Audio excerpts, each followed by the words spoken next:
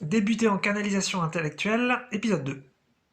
Donc je rappelle le principe, c'est de vraiment de pas du tout savoir de quoi je vais parler à l'avance, éventuellement d'avoir des petites idées comme ça, mais même pas, et puis de voir un petit peu comment on tape dans la dimension un petit peu non physique, l'information non physique, qui est infinie bien sûr, et de voir un petit peu les infos qui viennent. Donc peut-être qu'on peut choisir un sujet aussi, hein, c'est-à-dire que on peut aussi donc se demander soit de quoi j'ai envie de parler ou à quoi j'ai envie de penser, ou tout simplement donc choisir un sujet qui nous tienne un petit peu à cœur et puis voir un peu ce qui vient. Hein, puisque voilà, on peut parler finalement de canalisation, on peut parler puisque je parle intellectuel, on peut parler de cerveau gauche, cerveau droit. Sinon, je peux aller sur des sujets qui me touchent, qui m'intéressent, parce que je m'intéresse toujours un petit peu au même sujet. Hein. Après un certain temps, on finit par peut-être savoir davantage ce qui nous plaît vraiment. Voilà, je pourrais parler de santé, je pourrais parler d'abondance, de capacité psychique, d'émotion, de joie, d'amour. En fait, ça c'est vachement intéressant ce que je fais. Et j'essaye d'essayer de trouver un curseur, c'est-à-dire qu'en fait, je passe certains sujets qui, je sais, a priori m'intéressent, mais j'essaie de sentir est-ce que c'est un bon moment pour canaliser dessus. Et donc là, je l'ai dit à l'oral, mais à penser, c'est pareil, bien sûr. Et donc, je dis un sujet, comme là, je viens de le faire, et je vois ce que je sens. Je vois, est-ce que je pars là-dedans ou pas? Parce qu'après, voilà, ça se joue en tant qu'humain à cette époque-là, je l'ai déjà dit plein de fois. On n'est pas encore à un stade où on peut choisir nos désirs et choisir ce qu'on veut. On nous impose encore aujourd'hui aux personnalités, donc à l'expérience qu'on a, donc nos désirs, nos volontés, nos ressentis. Moi, je suis pas d'accord avec ça, mais je joue le jeu aussi, je joue sur les deux tableaux. On peut être en désaccord avec certains fonctionnements et en même temps jouer avec. Et donc voilà, donc j'essaie de sentir un petit peu le ressenti qui vient euh, de, euh, de ça, mais peut-être que voilà, peut-être que ça peut être ça, ce que je viens de dire, ça pourrait être ça le sujet, je vais voir, on va voir un petit peu ce qui vient, puisque c'est vraiment important pour moi la liberté, c'est vraiment important pour moi la liberté ultime, la liberté absolue, je pense que c'est vraiment ce que nous sommes, et je pense que ça nous est dû, dans un sens positif, hein, voilà, et c'est vrai que j'ai toujours pensé comme ça, j'ai toujours pensé très très libre. Et je me souviens d'une fois, un ami, il y a longtemps, donc voilà, à ce moment-là, moi, j'ai pas une conscience aussi développée qu'aujourd'hui, et donc je pense que ce que je veux, les autres le veulent. Je pense qu'il y a beaucoup, il y a beaucoup de gens qui pensent comme ça, et il faut pas mal d'expérience en tant qu'humain, je trouve, pour se rendre compte que parfois ce qu'on veut, les autres ne le veulent pas. Alors, il y a bien sûr des choses toutes bêtes. Si par exemple j'aime le yaourt à la framboise, je peux très vite comprendre qu'il y a plein de gens qui n'aiment pas forcément ça et qui préfèrent par exemple le yaourt au citron.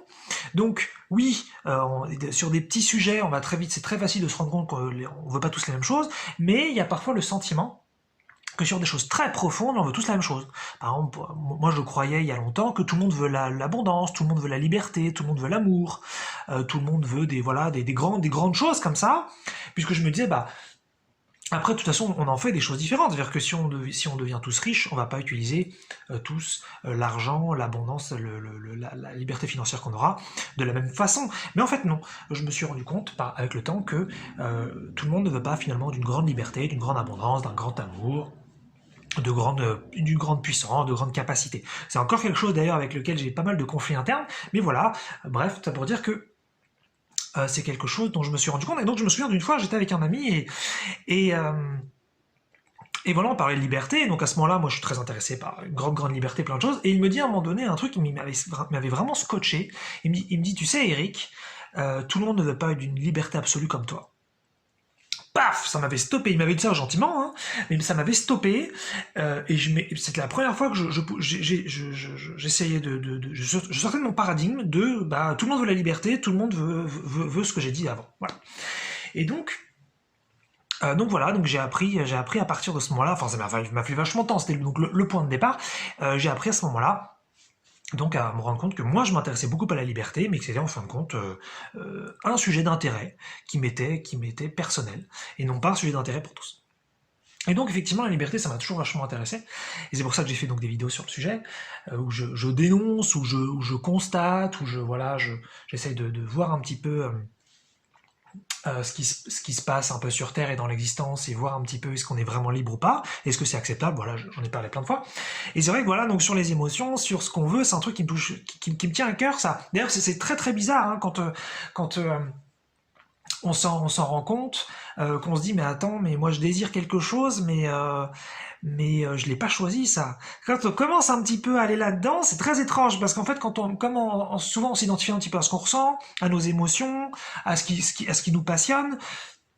On se pose jamais ces questions-là. Mais quand par exemple, tiens, je tombe amoureux de la personne A, mais pas de la personne B, mais j'ai pas choisi de tomber amoureux de la personne A. Genre, on se dit pas ce genre de truc parce qu'on se dit oh, c'est tellement agréable, c'est tellement génial ce que je ressens que je m'en fous finalement. Mais quand on prend un peu de recul et qu'on a fait pas mal d'expériences positives comme ça, on se dit mais finalement je choisis pas ce que je ressens. Et donc ça commence un peu à m'emmerder, même si c'est agréable, même si c'est chouette. J'ai quand même envie d'avoir mon libre arbitre là-dessus. J'ai quand même envie de choisir. Bref. C'est quand même un petit truc que je trouve marrant. Et donc voilà. Et donc c'est pour ça que je faisais un petit peu le listing de sujets qui me tenaient à cœur. Voilà, j'ai parlé de santé, d'abondance, d'émotions, d'amour, de capacité psychique par exemple. Ça pourrait être aussi les relations fusionnelles ou les relations correspondantes, ou donc ça nous amène sur la communication par conscience. Et donc voilà, j'essaie de sentir un petit peu le critère, le curseur, le petit ressenti de ah tiens je vais plutôt parler de ça plutôt que de ça. Là je sens qu'à ce moment-là c'est plus juste. Mais finalement donc ça nous a amené sur le sujet de la liberté, de est-ce qu'on a le droit de ressentir ce qu'on veut, et non, et est-ce que voilà on doit nous imposer finalement un ressenti, puisque en théorie, en spiritualité, on nous dit ah oui mais c'est l'âme qui t'envoie un ressenti de ah ça c'est bon pour toi, ça c'est pas bon pour toi. Mais moi j'ai envie de choisir ce qui est bon pour moi, j'ai envie de choisir du sujet dont j'ai envie de parler là maintenant. Avec la personnalité d'Eric, j'ai envie de choisir et ce qui me plaît, ce qui me touche. Tiens, là, j'ai envie que les capacités psychiques, ce soit un sujet qui me tienne à cœur. Et non pas, ah, là, j'ai pas trop envie d'en parler, finalement, je préfère en parler à un autre moment. Et donc finalement, je suis pas tellement libre sur ce que je ressens. Donc encore une fois, j'accepte pas ça du tout, mais je suis cool, je sais que ce sera différent dans d'autres dimensions, et que là, sur Terre, pour l'instant, c'est comme ça. Donc voilà, à la fois, je joue avec. Je pense que c'est une attitude d'ailleurs qui est pas mal ça, de se dire bah voilà je joue sur les deux tableaux, à la fois voilà comment ça fonctionne sur Terre pour l'instant, et donc voilà je fais de mon mieux avec, et en même temps je reste très très conscient que ça va être différent à d'autres endroits, et j'en profiterai le moment venu, ce sera super cool. Et donc voilà, donc effectivement, finalement voilà, ça m'a inspiré, hein. Donc c'est ça aussi, c'est que je peux tout à fait aller sur un sujet, je vois un petit peu ce qui me tient à cœur, et puis finalement, tac, je vais taper un petit peu donc dans la canalisation, dans de l'information. Et puis je pense que je vais terminer cette vidéo sur peut-être un petit peu plus d'infos là-dessus. C'est que finalement, donc quand je parle de canalisation, donc c'est de l'impro, c'est aller chercher de l'information dans un stock infini de ce qui est non physique. Mais en fait, peut-être qu'on pourrait aussi débattre sur cette idée. On pourrait dire oui, mais en fait, tu parles de sujets auxquels toi tu as déjà pensé il y a longtemps. Donc forcément, tu as beaucoup plus d'informations que moi, si quelqu'un d'autre qui dirait. Alors que moi, ces sujets-là, je m'y suis jamais intéressé, et et donc forcément, je vais moins bien canaliser. Et il peut y avoir du vrai là. De toute façon, la canalisation, c'est un lien entre pas mal de choses. Effectivement, on va chercher dans le non physique, mais effectivement, ça vient aussi de ce que nous-mêmes on sait. Mais la mémoire que l'on a, donc toute la connaissance qu'on a accumulée en tant qu'individu sur Terre depuis notre naissance, elle n'est pas stockée dans le cerveau. Ça d'ailleurs, je crois que ça a commencé à être prouvé scientifiquement. J'avais lu un bouquin qui datait de peut-être une dizaine d'années qu'en parlait, mais je donnerai pas le titre parce que ça n'a rien à voir avec le sujet. C'était un sujet complètement autre qui parlait entre autres de ça, qui parlait d'une étude. Et en fait, c'était que voilà, donc l'information, elle n'est pas du tout stockée dans le corps, elle est stockée à l'extérieur. Et donc, ce qui veut dire que avec le temps, quand vous vous intéressez à un sujet, peu importe lequel, vous allez donc chercher dans le non physique, que ce soit par un livre, par quelqu'un qui vous donne de l'info, et ensuite, en fait, vous stockez un petit peu donc dans la mémoire potentiellement, et donc en fait, cette mémoire est à l'extérieur de vous en quelque sorte. bien qu'il n'y ait pas vraiment d'intérieur extérieur. Mais tout ça pour dire quoi? Tout ça pour dire que, en fait, quand ensuite vous canalisez sur un sujet, effectivement, vous allez donc d'abord chercher dans votre mémoire ce qu'on pourrait imaginer une sorte de tunnel où en fait on aurait une direction infinie d'informations sur le thème, mais vous commencez par peut-être les étapes que vous connaissez le mieux, et donc ça serait votre mémoire, ce serait les premiers stocks, les premières cases, le premier dépôt d'informations non physiques. Et une fois que vous avez tapé dans votre mémoire et tapé dans votre expérience, vous êtes arrivé un petit peu au maximum de ce que vous connaissez là maintenant tout consciemment, et ensuite vous allez voir que vous pouvez aller chercher quelque chose de plus. Et en général, c'est quoi? C'est par exemple des connexions, des idées qui se font entre deux idées que vous aviez déjà depuis longtemps, mais vous n'avez jamais fait le lien encore entre ces deux idées. Et vous vous dites ah oui, j'avais pas pensé à ça. Et donc, hop, vous avez construit à ce moment-là une nouvelle idée, hop, vous la stockez à ce moment-là dans votre dépôt, dans votre stock un petit peu d'informations non physiques.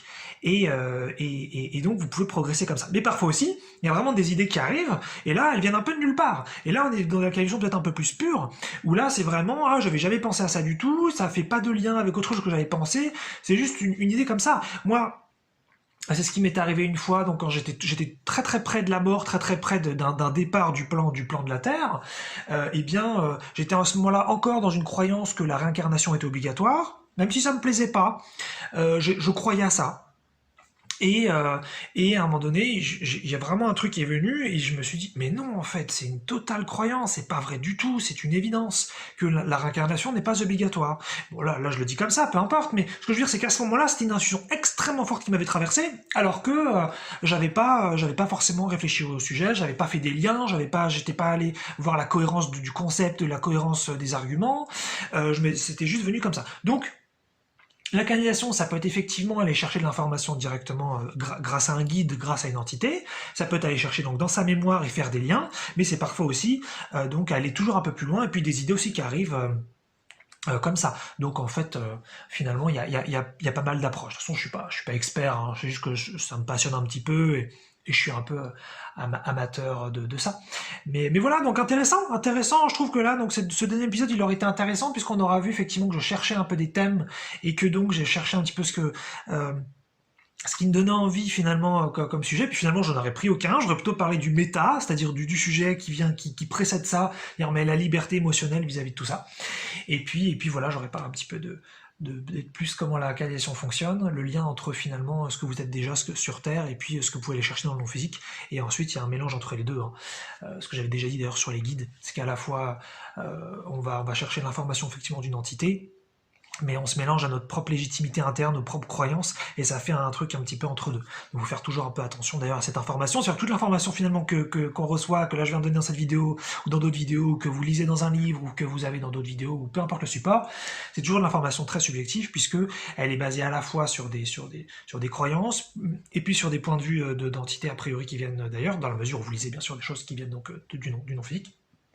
Et même de toute façon, quand vous lisez des faits, quand vous lisez des choses qui semblent être très très très concrètes, il y a toujours de la subjectivité derrière, il y a toujours un consensus, il y a toujours quelque chose. Donc tout ça, ça peut toujours bouger, il n'y a jamais vraiment quelque chose d'extrêmement certain, d'extrêmement sûr, bien qu'après, il faut bien sûr quand même prendre certaines positions pour pouvoir se construire et avancer. Mais ça aussi, on peut toujours tout changer, on peut toujours tout modifier, donc il n'y a rien normalement d'arrêté. Voilà pour ce deuxième épisode, très sympa, moi j'ai grave kiffé, j'ai hâte d'en faire un troisième sur la canalisation intellectuelle.